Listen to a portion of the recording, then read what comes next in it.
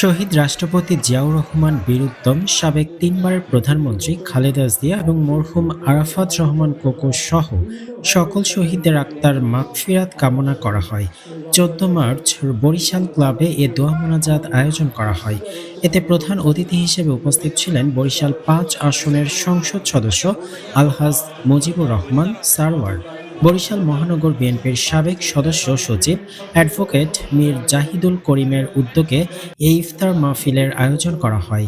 ইফতার মাহফিলে বরিশালের পেশাজীবী সাংবাদিক, রাজনীতিবিদ সহ বহু গণ্যমান্য ব্যক্তিবর্গ উপস্থিত ছিলেন। পার্লামেন্টে আমাদের স্পিকার হচ্ছেন আমাদের বরিশালে